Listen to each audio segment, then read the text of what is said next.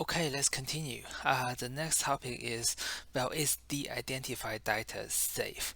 Usually when we have a data set and we don't want to include the user's information, and usually they're not that important to us in most of the cases. So usually our data is already de-identified, so we can't do a lot of the harmful things. This is true, but not always. And here's the example.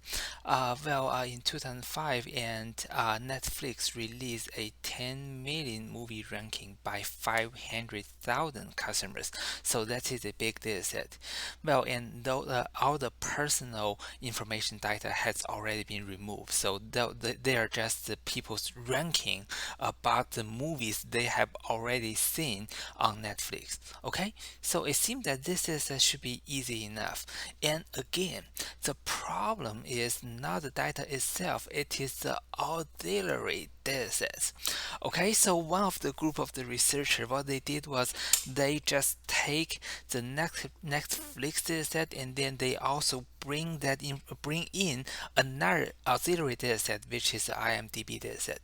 And then when they combine those two datasets together, and then say if I like movie A, B, and C, and then I hate the movie X, Y, Z. Okay, so and then I may give similar rankings or ratings on Netflix and on IMDb as well.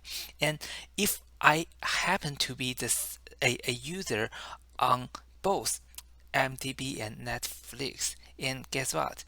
Based on my rankings, and they can identify me, because even though in the Netflix my information was de-identified, however mapping the person's ranking or the person's taste, and they can say, okay, I'm 90% sure that user on IMDb is the user we have in Netflix. Even though we don't have the information, uh, we can infer that that person in IMDb is likely to be that user, that anonymous user on Netflix. So, the identified dataset, it is still not safe. Okay, and later in this section, I'm going to make the point that there's no chance that we can have a highly usable dataset, and that dataset is also highly safe. So we can't have both of them at the same time.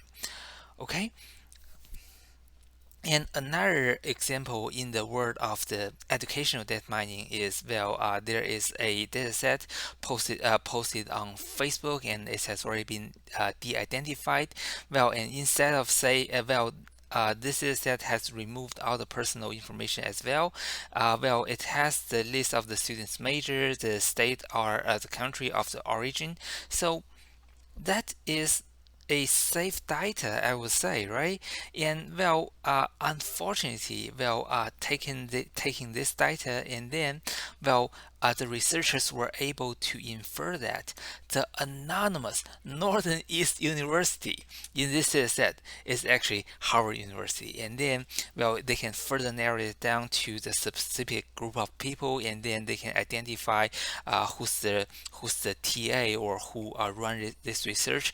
So people is still able to narrow down the information and then figure out who the users are, and then this gives another chance that the personal information might be exposed.